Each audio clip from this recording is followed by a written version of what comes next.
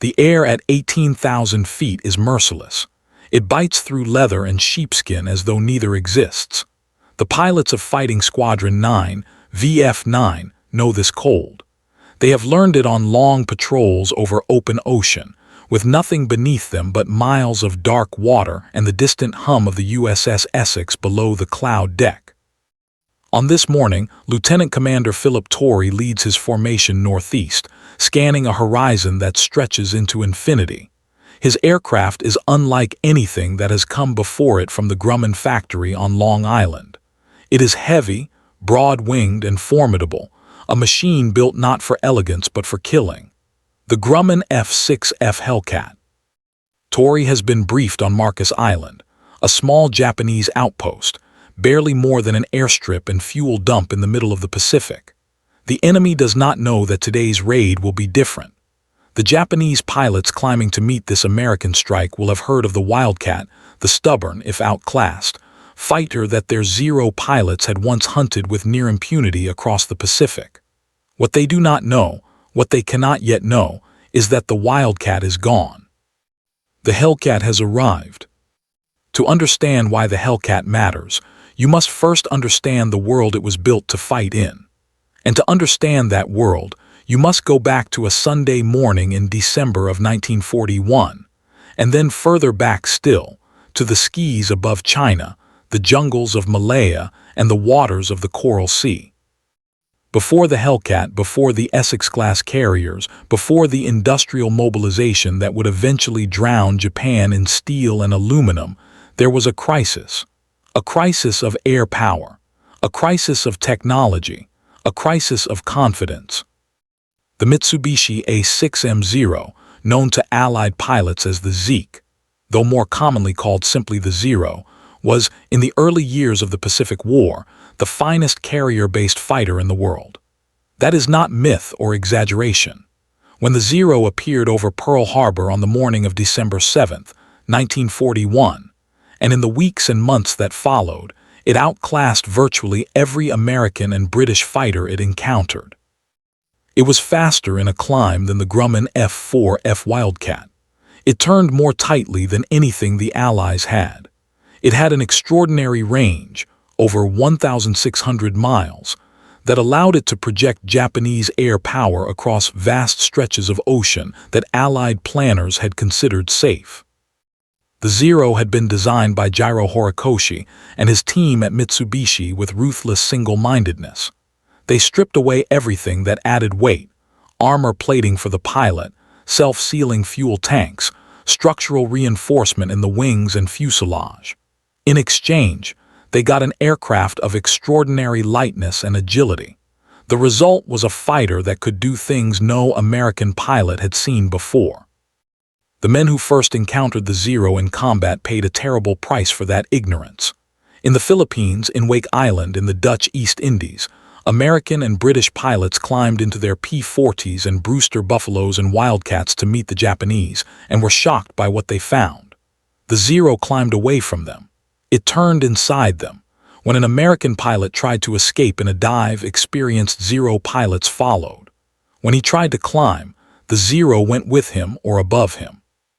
In a sustained turning fight, the Zero was almost impossible to outmaneuver. Captain Eddie Rickenbacker, the great American ace of the First World War, visited the Pacific Theater in early 1942 and was troubled by what he saw. Pilots returning from combat described an enemy aircraft of remarkable capability. The reports were not exaggeration. The statistics told the story plainly. In the battles of early 1942, American pilots in Wildcats faced loss ratios that were deeply alarming.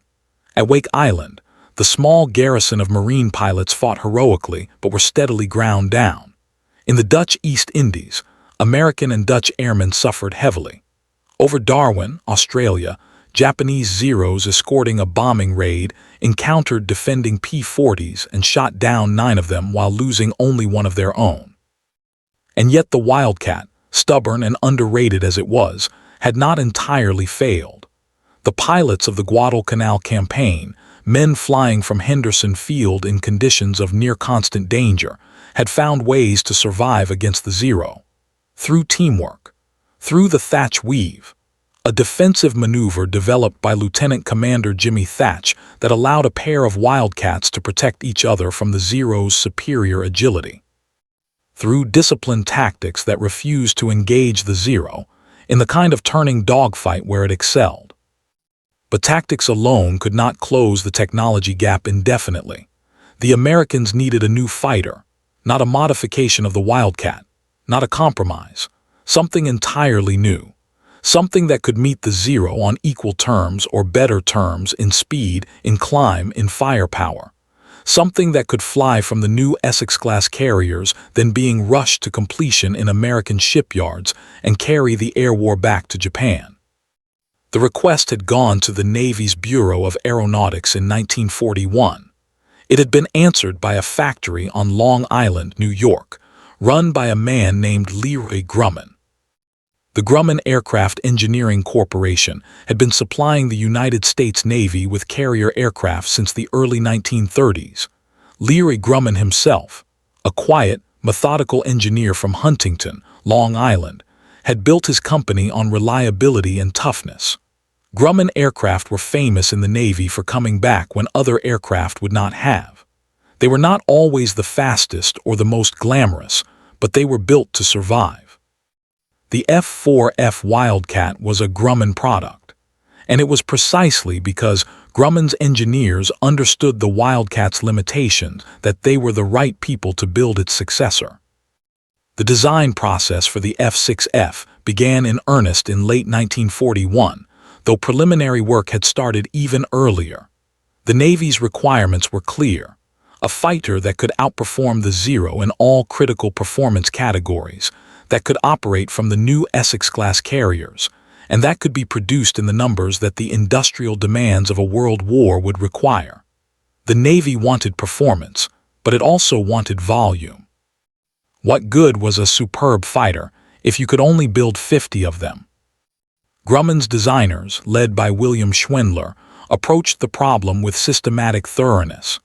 They examined every intelligence report available about the Zero, its performance, its weaknesses, its tactics. They consulted with combat veterans returning from the Pacific. They built a fighter that was, in many respects, a direct response to what those veterans had told them. The key decisions were made quickly, and they were not small ones. The first decision was the engine. The Pratt & Whitney R2800 Double Wasp, the same powerplant that would drive the F4U Corsair, and in larger form, the P-47 Thunderbolt, was selected for the Hellcat. This was an 18-cylinder, twin-row radial engine of remarkable power. In the version fitted to the Hellcat, it produced approximately 2,000 horsepower. The Zero's Saki engine produced perhaps 950 horsepower in its standard form. The Hellcat would have more than twice the power of the aircraft it was designed to replace.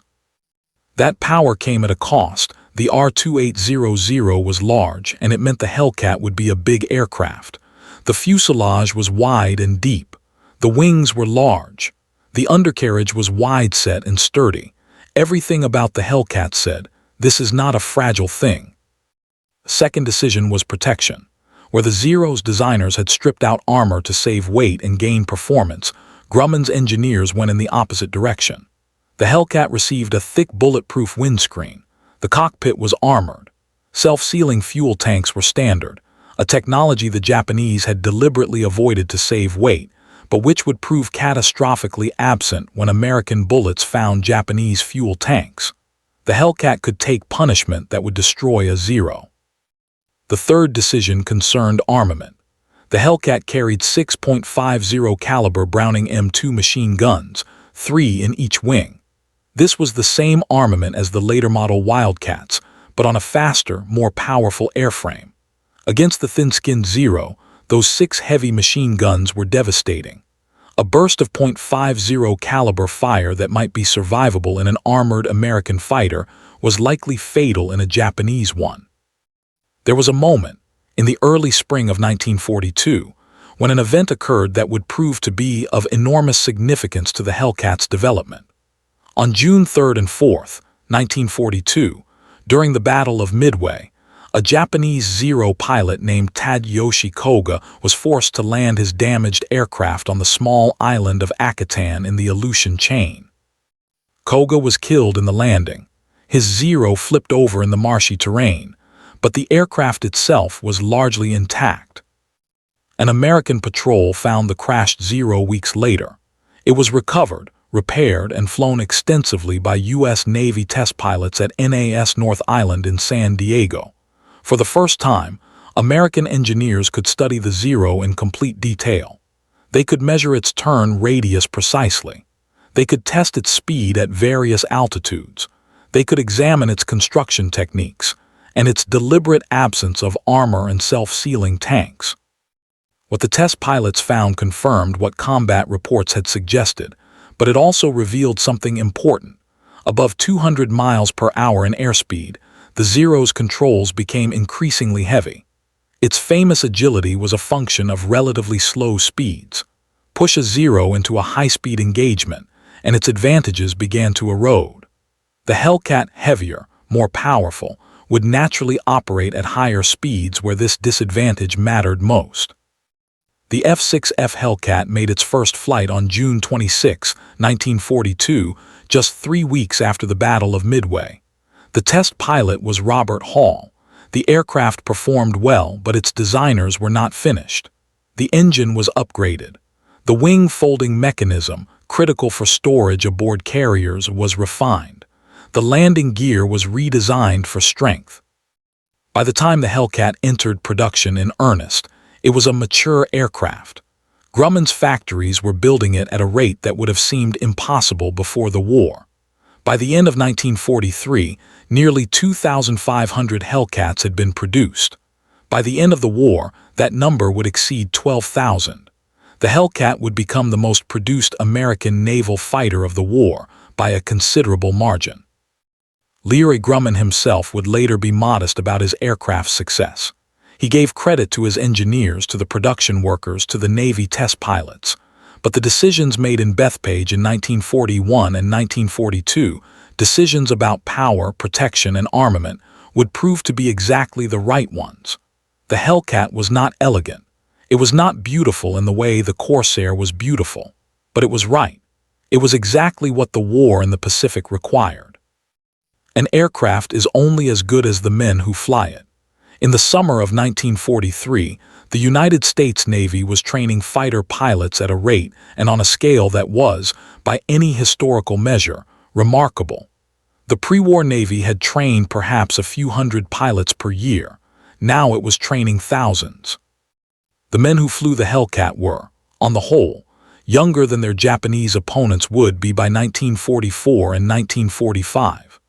They were products of an enormous training pipeline that stretched from primary trainers in Florida to advanced carrier qualification in the Chesapeake Bay. They were trained in instrument flying, in gunnery, in navigation, in the tactical doctrines that Thatch and others had developed from hard-won Pacific experience. They were also trained in something their Japanese counterparts were increasingly denied: rest, rotation, and survival. The Japanese Navy's philosophy of pilot training and retention was, in retrospect, one of the great strategic errors of the Pacific War. The pilots who had attacked Pearl Harbor, men like Mitsuo Fuchida, who led the strike, or the Zero pilots who swept the skis above Oahu, were exceptional aviators. They had been trained for years, filtered through a selection process of extraordinary rigor, polished by combat experience in China before the Pacific War even began. They were, perhaps, the finest naval aviators in the world in December of 1941. But there were not enough of them, and Japan had no system for replacing them quickly. When those experienced Japanese pilots were lost, at Midway, above Guadalcanal, in the attritional battles of 1942 and 1943, they could not be easily replaced. Japan began the war with approximately 3,500 trained naval aviators. The losses at Midway alone, where 4 fleet carriers and their air groups were destroyed, were devastating. The battles above Guadalcanal ground down the experienced pilots of the Rabaul air groups through months of costly operations.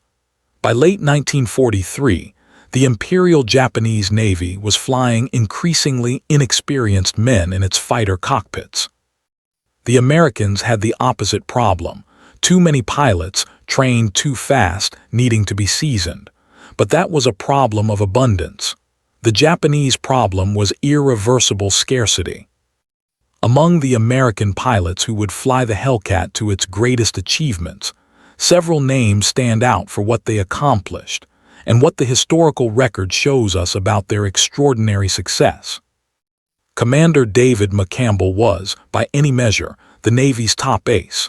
A 1933 graduate of the Naval Academy from Bessemer, Alabama, McCampbell had initially not planned to be a pilot. He had been a junior officer on the carrier Wasp when she was sunk by a Japanese submarine in 1942. That experience hardened something in him. He went to flight school and qualified as a naval aviator, becoming Commander Air Group 15, known as the fabled 15, in 1944. On October 24, 1944, the first day of the Battle of Leyte Gulf, McCampbell accomplished something that has no equal in American naval aviation history. Launched from the Essex to intercept a large formation of Japanese aircraft, McCampbell and his wingman Lieutenant Roy Nunnally engaged a force variously estimated at between 60 and 80 enemy planes. Over several hours of almost incomprehensible combat, McCampbell shot down 9 Japanese aircraft in a single mission. Some reports credit him with as many as 9 confirmed kills and 2 probables. Nunnally shot down 6. When McCampbell finally landed, running low on ammunition and critically low on fuel, he had to be helped from his cockpit. He was awarded the Medal of Honor. McCampbell's final tally of confirmed aerial victories was 34, the highest of any American naval aviator in history. But he was not alone. The Hellcat produced aces the way the war required. Alexander Vrasiu from East Chicago, Indiana, shot down 19 Japanese aircraft, 6 of them in a single 8-minute engagement during the Battle of the Philippine Sea in June 1944. Cecil Harris of South Dakota scored 24 victories. Patrick Fleming of Pennsylvania scored 19. Cornelius Newey, 19. The list goes on and on. What united these men, beyond raw courage and marksmanship, was the aircraft they flew and the tactical doctrines they had internalized. They did not try to outturn the Zero. They used energy tactics, diving attacks, the speed advantage the Hellcat held at combat altitudes. They worked in pairs and divisions, each covering the others. They understood their aircraft's strengths, its speed, its firepower, its ability to absorb punishment, and they exploited those strengths with cold professionalism. Lieutenant Commander Jimmy Thatch, the man who had invented the defensive weave that helped keep Wildcat pilots alive, had moved on to a staff role by the time the Hellcat arrived. But his influence remained. The culture of tactical innovation he had helped build, the understanding that smart fighting mattered as much as raw courage, pervaded the Hellcat squadrons. The maintenance crews deserve mention too. The Hellcat was, by the standards of carrier aviation, a relatively easy aircraft to maintain. Its systems were robust. Parts were available. The R2800 engine was reliable. On carriers at sea, where every hour of maintenance time competed with every other demand, the Hellcat's maintainability was a genuine tactical asset. Aircraft that were ready to fly when the order came were worth more than marginally superior aircraft that were often in the hangar. Grumman's reputation in the Navy for building tough, reliable aircraft had earned the company a nickname among the pilots and crews, the Grumman Iron Works. It was meant as a compliment. The F6F Hellcat entered combat in August and September of 1943. The first confirmed aerial victory by a Hellcat occurred on September 1, 1943, when Lieutenant Richard Loesch of VF-5, flying from the USS Yorktown, the second carrier to bear that name, shot down a Japanese flying boat. It was a modest beginning for an aircraft that would go on to become the most lethal carrier fighter of the Pacific War. The real test came quickly. The Marcus Island raid of September 1943 gave the Hellcat squadrons their first serious trial against Japanese land-based fighters. The results were encouraging. American pilots reported that the Hellcat could hold its own against the opposition encountered, a mix of Zero variants and other Japanese fighters. The Hellcat's speed in a dive was decisive. The .50 caliber guns were effective. But Marcus Island was a small operation against a modest objective with limited Japanese air opposition. The real test of the Hellcat and of the entire new carrier aviation system the Navy had built around it would come in the great carrier battles of 1944.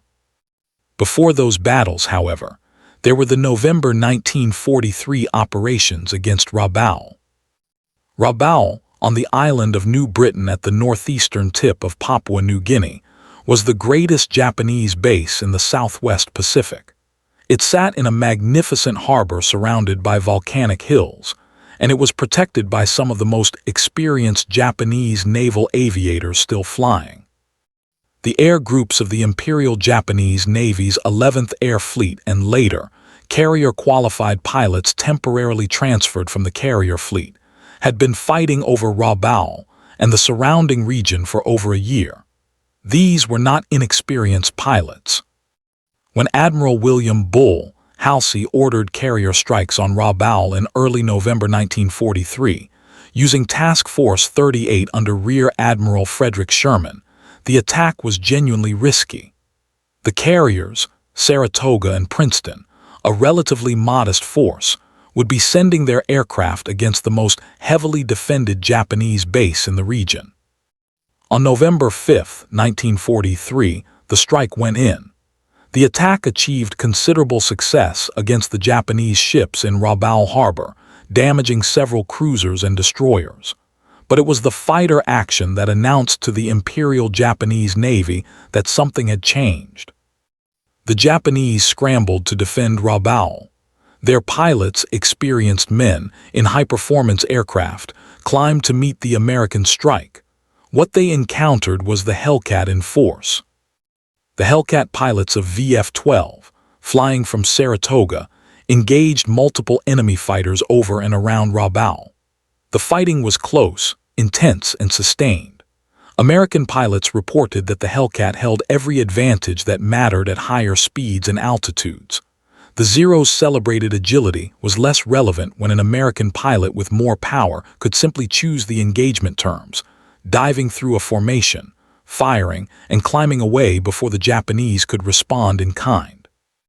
11 Japanese aircraft were claimed shot down in the November 5th action with the loss of only 2 American aircraft. The second strike, on November 11th, produced similar results. These were early data points in a pattern that would become overwhelming. The Japanese command at Rabaul took notice. Pilots returning from engagements with the new American fighter reported something they had not previously encountered, an opponent they could not easily dominate. The new American Grumman, whatever it was, did not behave like the old Wildcat. It climbed faster. It dove faster. It absorbed damage that should have brought it down. It was difficult to hold in a gun sight once the engagement turned to high-speed maneuvering. A report filed by Japanese naval staff officers in late 1943 acknowledged that the new American carrier fighter was a qualitatively superior opponent to the Wildcat. The margin varied depending on circumstances, but the overall conclusion was uncomfortable. Japanese pilots could no longer expect to dominate simply by showing up. The response from Japan was constrained by industrial and training realities that had already made recovery difficult. New Japanese fighters were in development: the Mitsubishi J2M Raiden, the Kawanishi N1K Shiden, but they were not yet available in quantity, and their production numbers would never approach the Hellcats. The Zero was being improved. The A6M5 variant of late 1943 was faster than earlier models, but the improvements were incremental, and the fundamental design compromise that had sacrificed protection for performance remained in place. Japan was falling behind, and the distance was growing. There are days in the history of war that serve as turning points so decisive that they can never be recovered from. The Battle of the Philippine Sea on June 19th and 20th, 1944, was such a day for the Imperial Japanese Navy, and the instrument of Japan's destruction on that day was, above all else, the Grumman F6F Hellcat. Japan's plan for the defense of the Marianas was called Operation Ago. It was built around a concept called the unsinkable aircraft carrier. The idea that land-based air power from Guam, Tinian, and the other Marianas Islands, combined with carrier-based air power, could mass enough aircraft in one area to overwhelm the American fleet.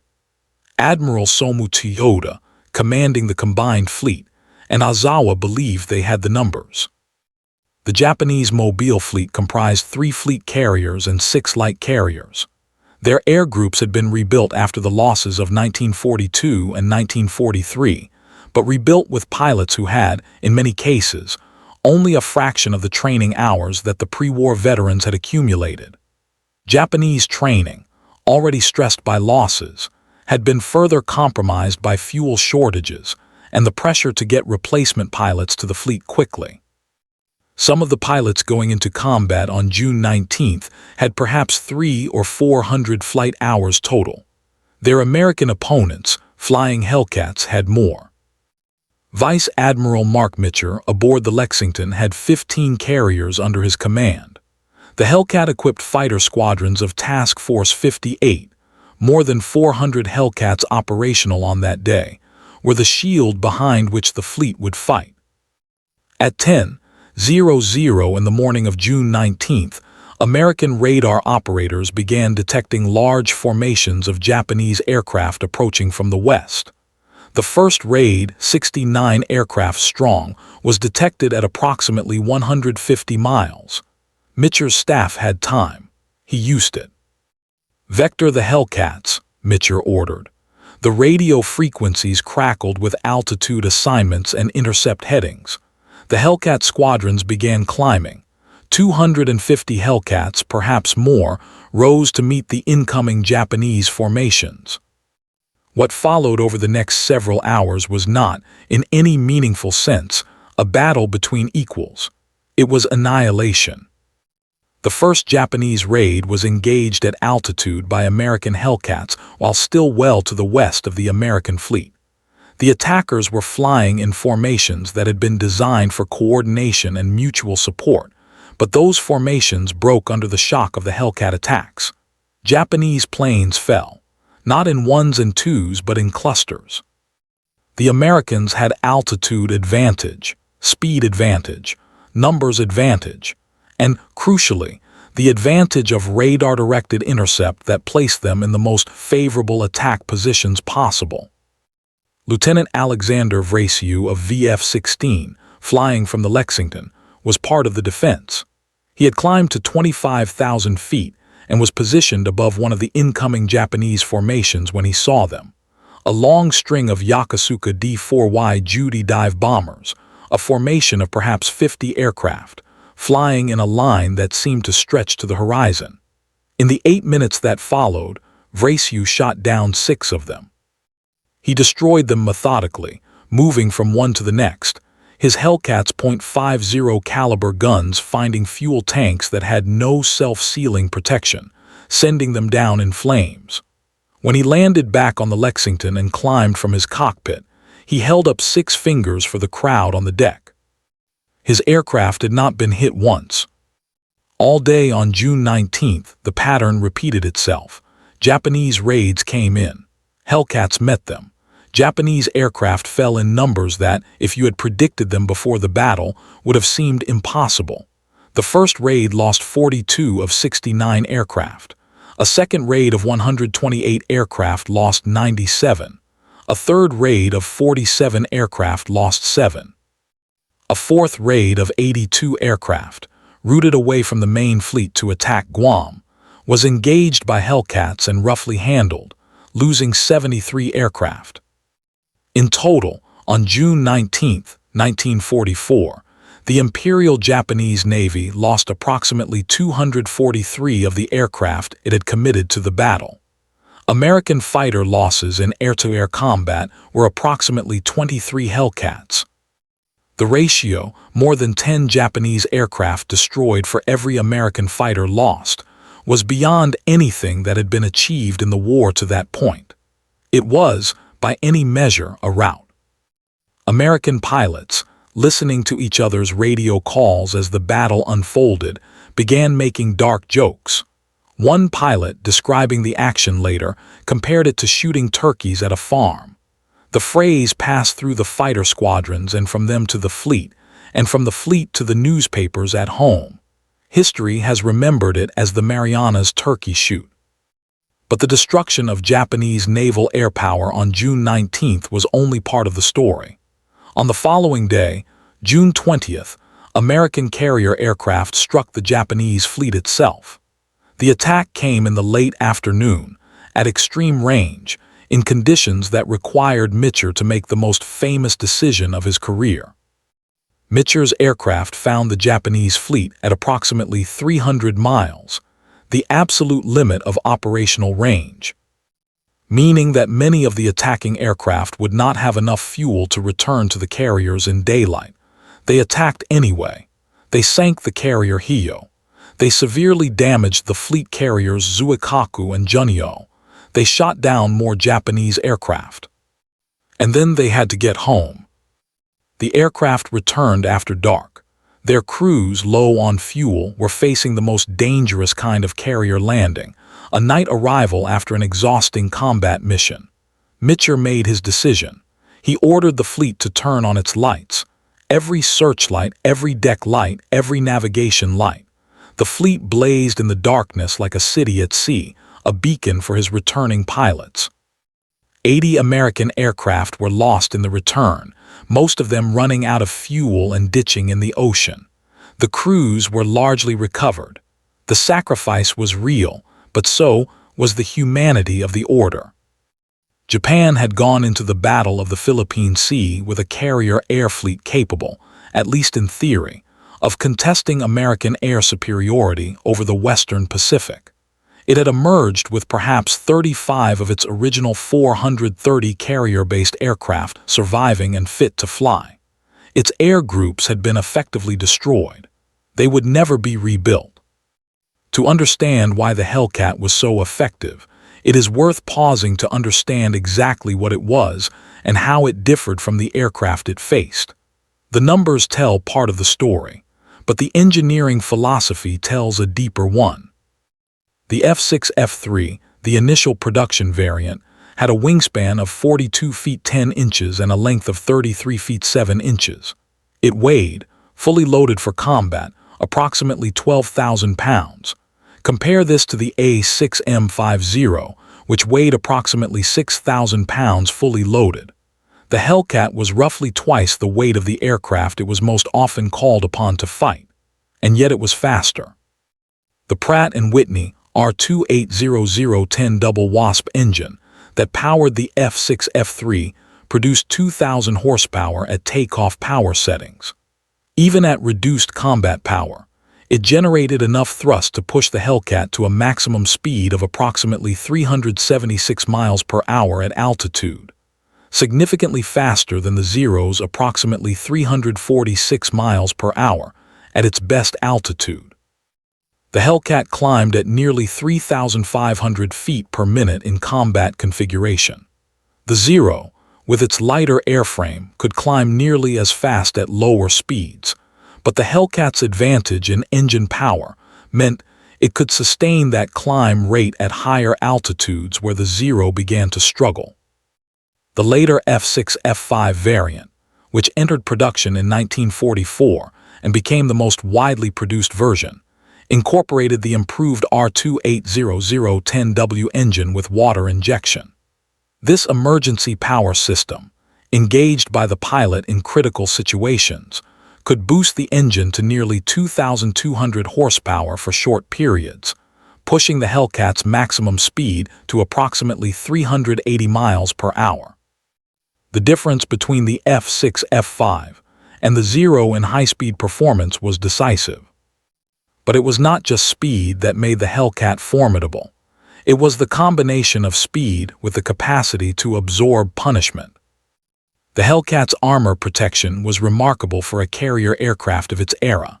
The pilot sat behind a quarter-inch steel plate that protected his back and head. The windscreen was bulletproof glass. The oil cooler and oil tank were armored. The fuel tanks were self-sealing, made from layers of vulcanized rubber that would swell and close around a bullet hole before the fuel could escape. A Hellcat could take bursts of 7.7 and 20 fire that would destroy a Zero outright and often remain flyable. Many pilots returned to their carriers with damage that would have been fatal in a lighter aircraft. This protection reflected a fundamental difference in philosophy between American and Japanese designers. The Americans had decided, correctly, as it turned out, that keeping their pilots alive was worth the weight penalty of armor and self-sealing tanks. The Japanese had decided the opposite, and the cost was paid in pilots who did not come back. The 6.50 caliber Browning M2 machine guns carried by the Hellcat represented, collectively, a rate of fire of approximately 4,200 rounds per minute. Each gun held approximately 400 rounds, giving the pilot about 6 seconds of total firing time before running dry. But those 6 seconds, distributed across 6 guns in short bursts, were usually sufficient. Against unarmored Japanese aircraft, the .50 caliber projectile was devastating, often igniting fuel or destroying control surfaces with a relatively brief burst. Some Hellcat pilots advocated for cannon armament, similar to what the Royal Navy's Corsairs and Sea Furies carried. But the 6-gun battery proved sufficient for the combat encountered in the Pacific, and its reliability under the stresses of combat was excellent. The Hellcat's undercarriage deserves special mention. Carrier landings are violent things, controlled crashes, the pilots call them, and they are not wrong. The aircraft must hit the deck at speed, catch an arresting wire, and stop in a very short distance. The forces involved are enormous. The Hellcat's wide-track undercarriage, the legs spreading far from the centerline, made it unusually stable during deck operations. Its pilots had a lower rate of landing accidents than virtually any other carrier aircraft of the war. For a Navy that was operating at maximum intensity, flying from the decks of Essex-class carriers in all kinds of weather, this practical reliability mattered enormously. The wing folding mechanism was hydraulically powered, the wings pivoting upward and backward so that the aircraft, which was too wide to fit efficiently in a carrier hangar with its wings spread, could be stored compactly. The F6F could fold its wings quickly, a useful feature in the constant press of carrier operations where deck and hangar space was always at a premium. By mid-1944, the Hellcat had been improved and refined based on combat experience. The F6F5 introduced a new, more powerful engine, strengthened wings capable of carrying rockets and bombs, and small improvements to the armor and cooling system. Some variants were fitted with cameras for photo reconnaissance. Others were equipped with radar for night operations. The basic airframe proved adaptable to a variety of roles. Grumman's factory in Bethpage produced Hellcats at a rate that modern readers may find almost incomprehensible. At peak production in 1944, the factory was delivering more than 600 Hellcats per month. In a single year, 1944, Grumman built over 6,000 F6F Hellcats. The entire Japanese aircraft industry, producing for all services and all theaters, built approximately 28,000 aircraft of all types during the entire war. Grumman alone nearly matched Japan's monthly production rate with a single model. This industrial reality, this overwhelming abundance of production, was itself a weapon. Japan could not replace its losses. America could not only replace its losses but add to them, month after month. The Hellcat's success in combat was amplified by the fact that there was always another Hellcat and another pilot trained to fly it, ready to take the place of any that were lost. History is written by the victors, it is often said, and the Pacific War has perhaps been told more fully from the American side than from the Japanese. But the Japanese pilots who flew against the Hellcat were not shadows. They were human beings, many of them men of extraordinary skill and courage, who faced an increasingly unfavorable situation with a professionalism that deserves acknowledgement. The Imperial Japanese Navy had, by 1943, begun to understand that the qualitative advantages its pilots had possessed in 1941 and 1942 were eroding. Not because Japanese pilots had become worse. Many of the surviving veterans remained superb aviators, but because the Americans were getting better faster, and were doing so with better aircraft. Saburo Sakai, perhaps the most celebrated Japanese naval ace to survive the war with 64 aerial victories, had been badly wounded over Guadalcanal in August of 1942. By the time he returned to combat, he was flying with one functioning eye, the other having been damaged by gunfire. In his memoirs, written after the war, Sakai was frank about the growing quality of American pilots and the impact of new American aircraft. He described the transition from facing Wildcats to facing Hellcats as a fundamental change in the nature of the opposition. The old tactics, the aggressive, sustained turning dogfight in which the Zero excelled, were becoming dangerous against opponents who now had the power to disengage if the fight was going badly. Tetsuzo Iwamoto, another high-scoring Japanese ace, was equally candid in his assessments. He noted that beginning in late 1943 and continuing through 1944, American fighter pilots had clearly improved in both skill and tactics. They no longer made the mistakes, the lone, slow approaches, the predictable attack angles that had made them vulnerable earlier in the war. The Japanese naval staff had recognized the Hellcat's threat formally by mid-1944. A captured Japanese training document from this period instructed Zero pilots in the specific dangers of fighting the F6F. Its superior speed made beam and head-on attacks risky. Its armament was lethal. Its durability meant that a burst of fire that would kill a Zero might not even disable a Hellcat. Zero pilots were advised to seek low-altitude engagements, where their superior maneuverability had more effect, and to avoid sustained high-altitude engagements, where the Hellcat's engine power conferred the greatest advantage. This advice was sound, but it was increasingly difficult to follow in practice. By 1944, American carriers were operating deep in waters that had been Japanese-controlled for years. They were supported by long-range radar, combat air patrol management systems, fighter director officers who could position the Hellcats for maximum advantage before any engagement began. A Japanese pilot trying to follow his training's advice to seek low-altitude engagements would first have to survive the initial intercept. And the initial intercept, managed by American radar and radio, was typically conducted from above and behind, at speeds where all of the Hellcat's advantages came to bear. By the time of the Marianas Turkey shoot in June 1944, the gap in pilot experience between the two sides had become catastrophic. American analysts who interviewed survivors and reviewed Japanese records after the war estimated that many of the pilots flying for Ozawa's carrier groups in the Battle of the Philippine Sea had fewer than 300 total flight hours.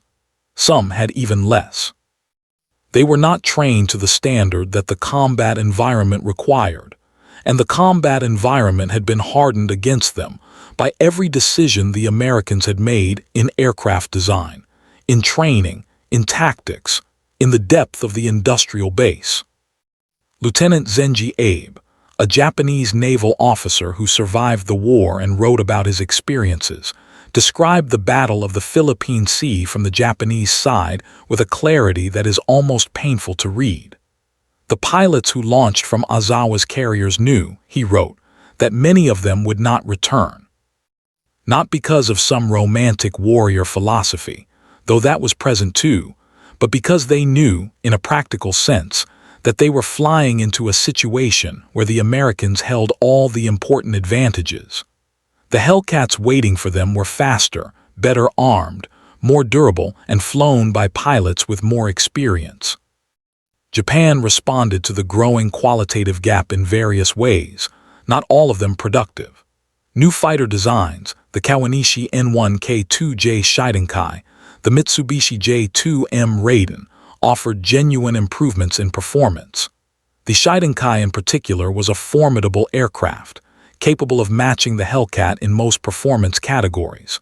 But it arrived too late in the war and in numbers too small to make a difference. By 1944, American carrier groups were operating on a scale that could absorb losses and continue. Japan could not. The most controversial Japanese response to air power attrition was the special attack, the kamikaze. Beginning in October 1944, the Japanese Navy began deliberately crashing aircraft, piloted by volunteers, into American ships. This was not primarily a response to the Hellcat, but the logic that drove it was inseparable from the failure of conventional air combat. If Japanese pilots could not destroy American carriers by shooting down their aircraft and sinking their ships through conventional means, because the Hellcat and the Combat Air Patrol made conventional attacks increasingly suicidal, then perhaps deliberately suicidal attacks could still inflict damage. The Hellcat's performance against kamikaze attacks was a different kind of challenge than conventional air combat. A kamikaze pilot did not need to win a dogfight. He needed only to survive long enough to crash his aircraft into a ship.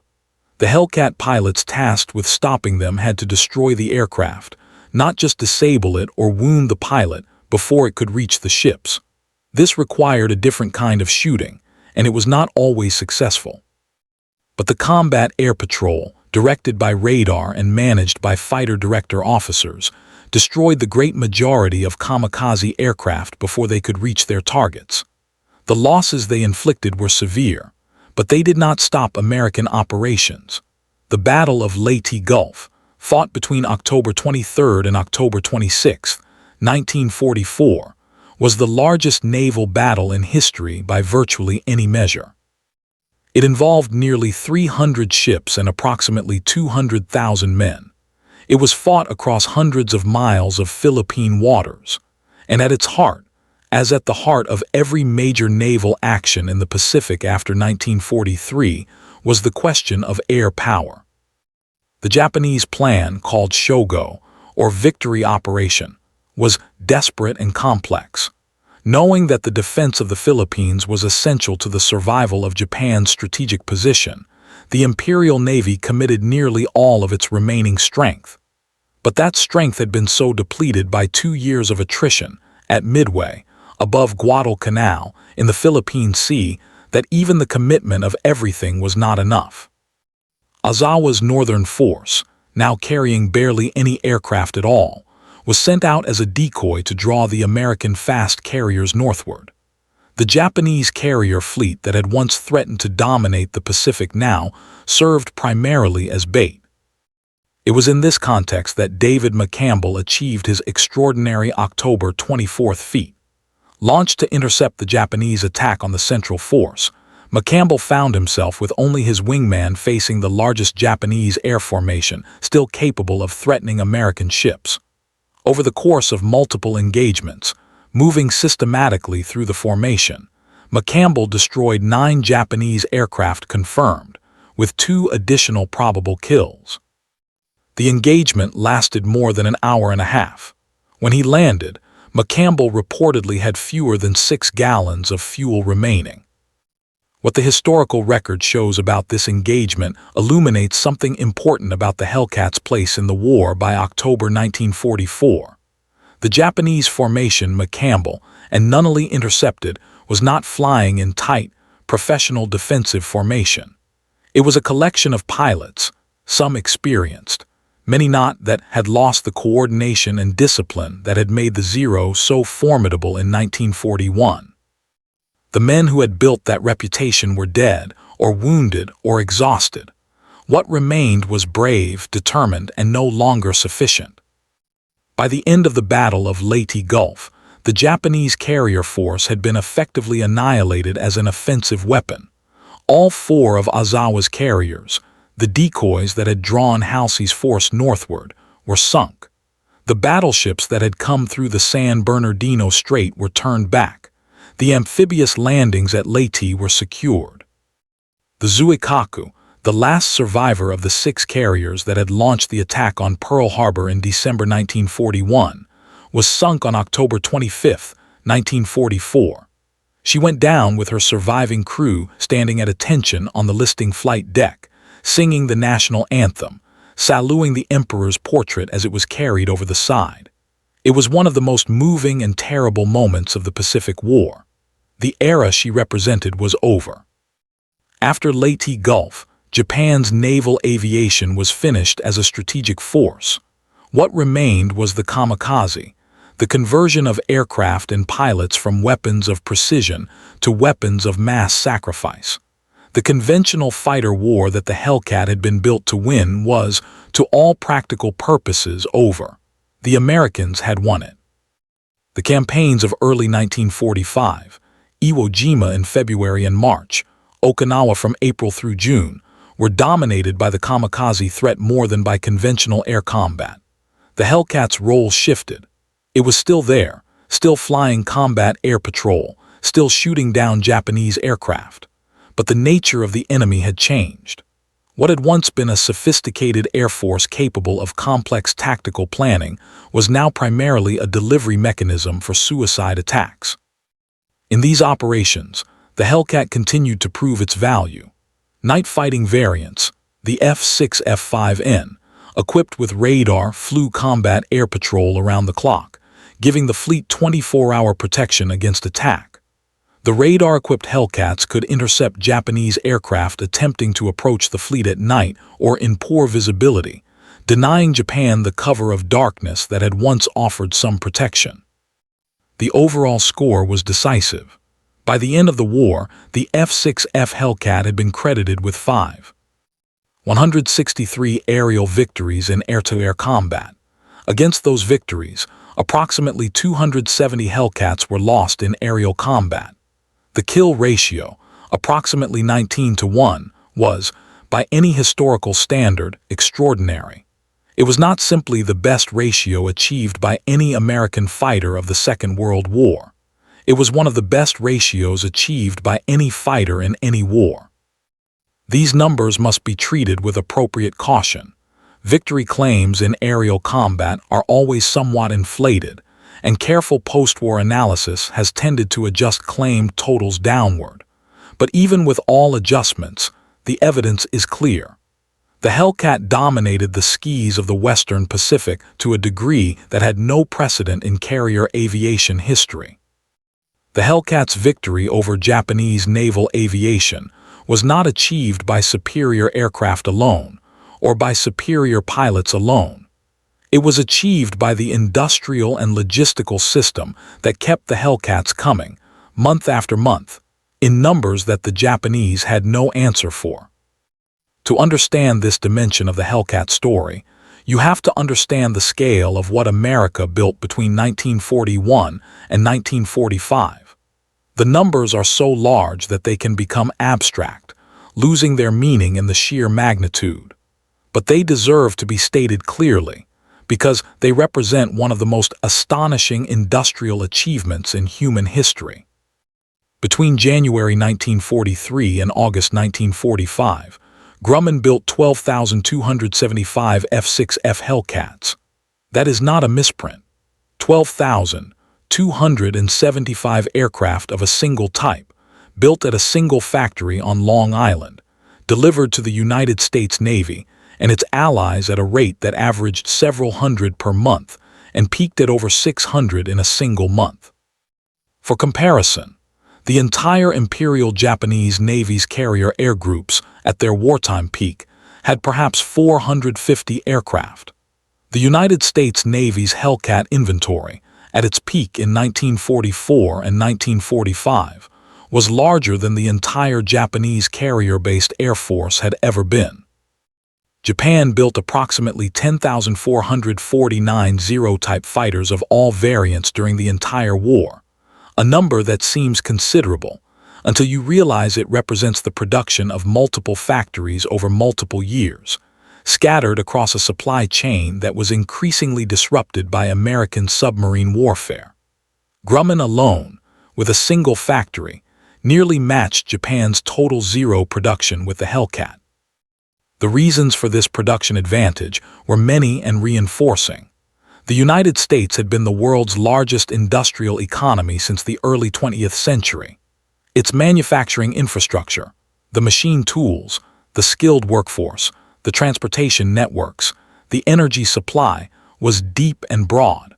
When converted to war production under the direction of men like Donald Nelson of the War Production Board, it could expand at a rate that had no precedent. Grumman itself benefited from deliberate decisions about how to build aircraft. Where some manufacturers built aircraft through complex, labor-intensive processes, Grumman had designed the Hellcat with manufacturing efficiency in mind. The aircraft used relatively simple construction techniques. It did not require the highly skilled artisanal work that some aircraft demanded. Workers could be trained to perform specific assembly tasks with a few weeks of training. The factory could be expanded, and its workforce increased without proportional increases in the time required to produce each aircraft. The supply chain that fed Bethpage was, by 1943 and 1944, a marvel of coordination. Pratt & Whitney's factories in Connecticut were producing R2800 engines in large numbers. The aluminum mills of the American Northwest were rolling sheets and extrusions. The gun factories of Winchester and other manufacturers were producing .50 caliber machine guns and their ammunition. All of it moved through a logistics system of remarkable efficiency. Japan's position was the inverse.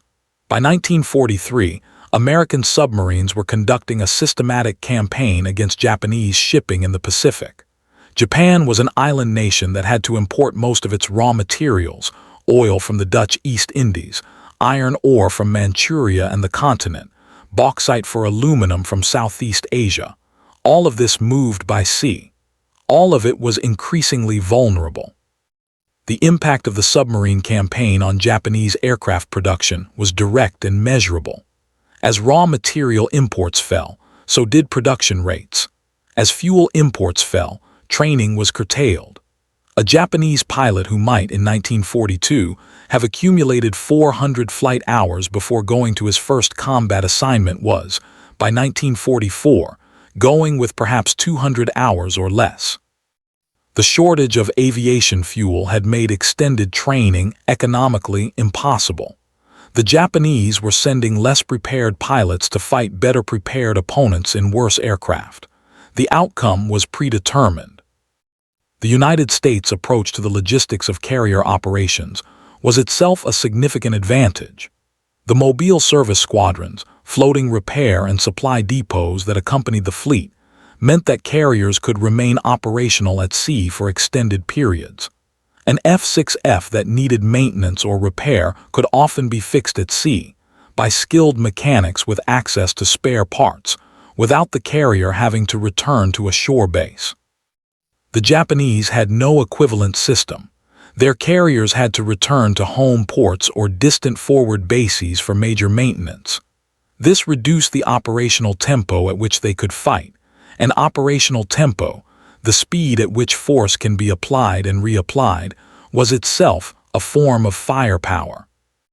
The Essex-class carriers that carried the Hellcat squadrons into battle were themselves products of the same industrial logic. 24 Essex-class carriers were commissioned during the war. They were designed to be built quickly, maintained easily, and operated continuously. Their air groups, organized around the Hellcat as the primary fighter, were standardized to a degree that made training, doctrine, and operations interchangeable across different ships. When Japan lost a carrier and its air group, it lost a unique and irreplaceable collection of trained men and specialized equipment. When America lost a carrier, and it did lose carriers, to kamikaze attacks and to Japanese submarines, The Essex-class fleet was large enough to absorb the loss and continue. The replacement carrier was already being built, the replacement air group already being trained. This was the deeper meaning of the Hellcat's dominance. It was not simply an aircraft that was better than its opponents. It was the visible expression of an entire industrial and organizational system that was, by every relevant measure, superior to what Japan could build and sustain. Not all of the Japanese fighter pilots who encountered the Hellcat were inexperienced youngsters flying with inadequate preparation. Among the survivors of the great air battles of 1942 and 1943, there remained men of extraordinary skill who fought on into 1945, with a professionalism that commands respect regardless of the cause they served. Hiroyoshi Nishizawa, credited by Japanese sources with over 80 aerial victories and known within the Japanese Naval Air Arm as the Devil, flew until October 1944, when he was killed as a passenger in a transport aircraft shot down by American fighters. He was not shot down in his Zero in single combat. He died in a transport. His combat record remained intact, and the men who had flown alongside him described someone who made flying look effortless, whose stick and rudder instincts were beyond anything they had seen in anyone else. Shoichi Tsujita, with over 70 claimed victories, was killed in April 1945, shot down by American Hellcats near Kanoya Airfield. He was 23 years old. These men were not anomalies. The Japanese Naval Air Arm had produced, and continued to produce through the war, pilots of exceptional individual skill. What they could not produce, by 1944 and 1945, was enough of them, in aircraft good enough, with training pipelines deep enough, to change the outcome of battles fought at the scale that the American industrial machine was imposing. The N1K2J Shidenkai, the Violet Lightning, called George by the Allies, was perhaps the finest Japanese fighter of the late war. In the hands of an experienced pilot, it was a genuine match for the F6F5 in most performance categories, and arguably superior in maneuverability. The 343rd Naval Air Group, formed in late 1944 under the command of Minoru Genda, the man who had planned the Pearl Harbor attack, was equipped with the Shidenkai and manned with as many surviving veteran pilots as could be assembled. This unit fought hard in the skis over Kyushu in the last months of the war. Its encounters with American Hellcats and Corsairs produced some of the most intense individual air combat of the Pacific War. American pilots who engaged the 343rd reported, afterward, that they had finally met Japanese pilots who could fly on something close to equal terms. But the 343rd had fewer than 100 aircraft. Task Force 38 had more than 400 Hellcats in its fighter complement alone, backed by the entire logistical and industrial apparatus described above. Individual quality, however remarkable, could not bridge that gap. The last Japanese aces were fighting a war they could not win. They knew it at some level. The diaries and letters that have survived from Japanese pilots in the last year of the war are not, on the whole, expressions of confidence. They are expressions of duty, of commitment to their comrades and their nation, of resignation in the face of odds that no amount of individual skill could overcome. Some of them are heartbreaking. The Hellcat did not defeat these men by being more courageous or more determined. It defeated them by being better designed, better supported, better supplied, better trained for, in sufficient numbers that the mathematics of attrition could work in favor of the side that could sustain them. That is the truth of the Hellcat's dominance, and it is a truth that should give pause to anyone who thinks wars are won or lost by the valor of individual fighters alone. They are not. They are won by the larger systems within which those fighters operate, the factories that build their weapons, the training pipelines that prepare them, the logistics networks that keep them supplied, and the strategic decisions that deploy them correctly.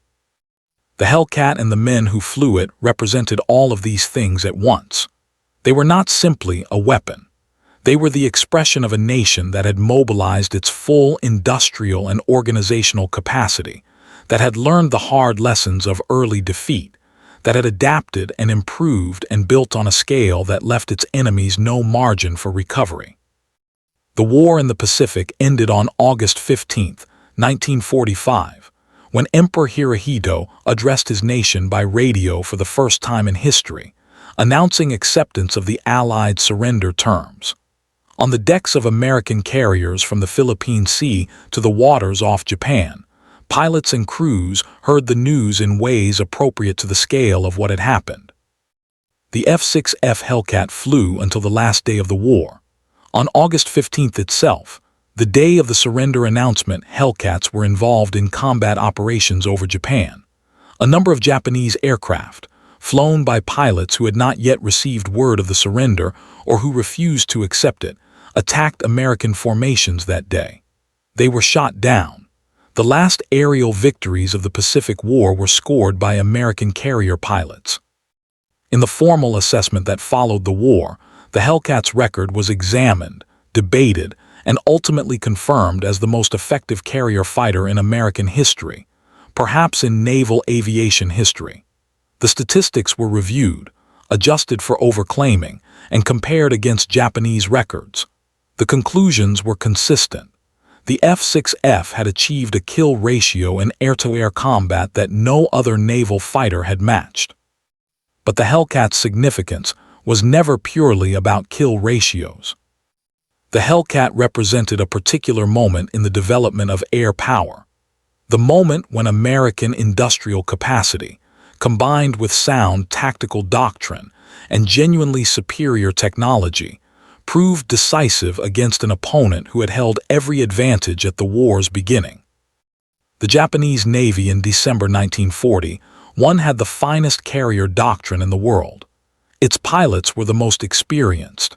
Its aircraft were technically superior in most relevant respects to what the Americans could put in the air.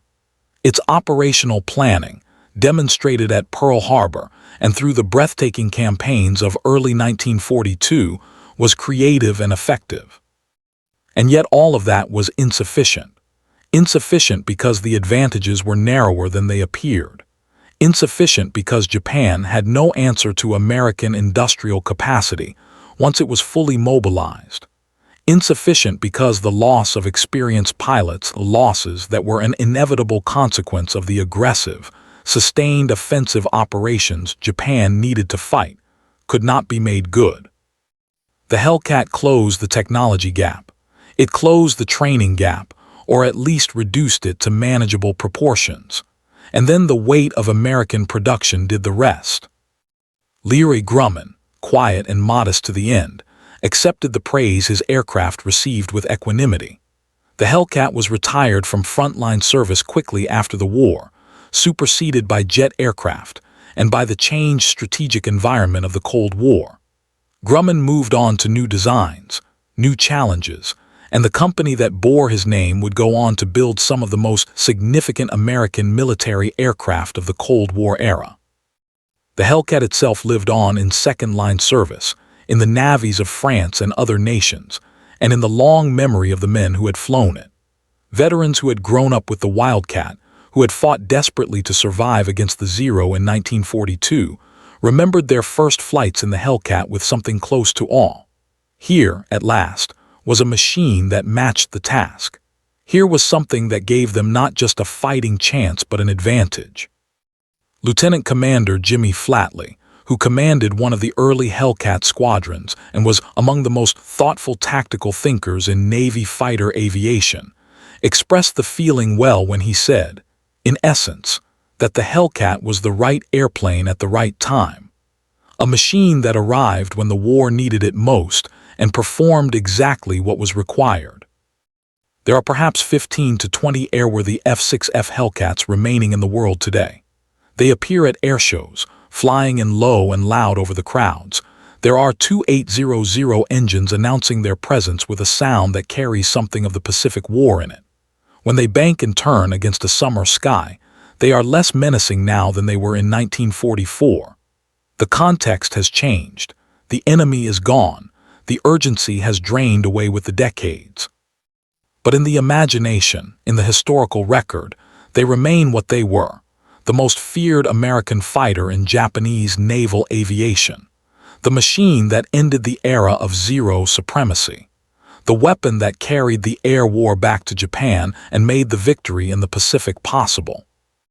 It is necessary, at the end of any story about weapons and war, to hold two things in tension. The Hellcat was a superb instrument of destruction.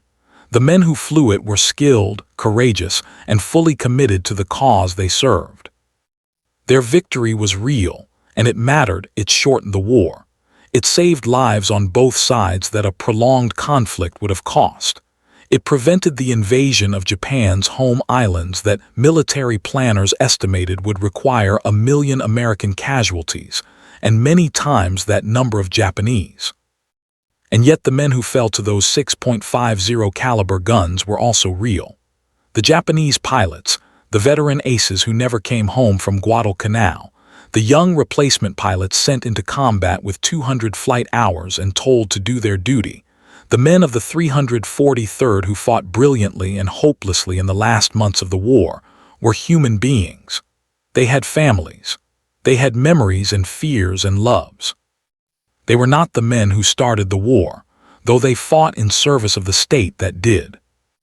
The Hellcat story is, at its deepest level, a story about preparation, about what happens when one nation correctly identifies a problem, the technological and tactical gap that the Zero had opened, and applies its full industrial and intellectual resources to solving it.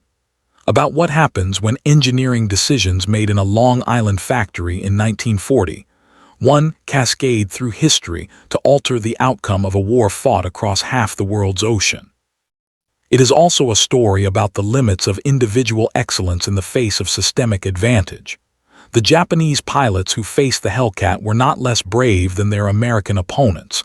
Many were more experienced, but bravery and experience in the end were not enough. The system that produced and supported the Hellcat was simply better designed, better resourced, better sustained. Mark Mitcher, the quiet, cap-brimmed admiral who commanded the fast carrier task force through its greatest victories, understood this at some level. When asked about the success of his forces, he consistently gave credit to the quality of American aircraft, the training of American pilots, and the industrial base that sustained them. He was not wrong. David McCampbell retired from the Navy in 1964. He died in 1996 in Florida. His Medal of Honor recognized 34 aerial victories and a service to his country that went beyond the record in the books. He was, by any reckoning, one of the finest fighter pilots America has ever produced. The Hellcat that carried him to those victories was retired before he was. It served at the end as a target drone unmanned aircraft for missile testing. It is perhaps not the most glorious end for a machine that had changed the course of the Pacific War, but the Hellcat was always fundamentally a practical thing. It was built to do a job. It did the job, and when the job was done, it stepped aside. The Pacific is still there, as wide and deep as it was in 1944. The carriers are gone, or refitted, or rusted into coral. The Zero and the Hellcat are museum pieces now, their wars as remote to the young people who walk past them as the wars of Napoleon seem to the people of today. The pilots who flew them are nearly all gone. Their generation, the one that built the aircraft and flew the missions, and endured the long years of a war fought across half the world, is passing from living memory into history. What they left behind in the air and on the ocean and in the archives of a dozen nations is the record of what the Hellcat was, what it did, and what it cost.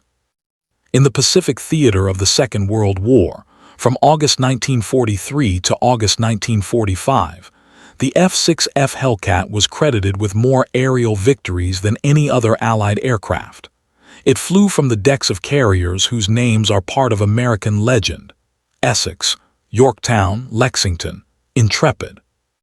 It was flown by men whose names deserve to be remembered: McCampbell and Vrasiu and Harris and Fleming, and 1,000 others whose victories never made the newspapers and whose names are known only to their families and to the historians who study the records. The Japanese pilots who faced it called it, in various accounts, the aircraft they feared the most. That is perhaps the most direct measure of what the Hellcat was. It was the answer to a question that the Pacific War asked in blood and fire. And it answered completely.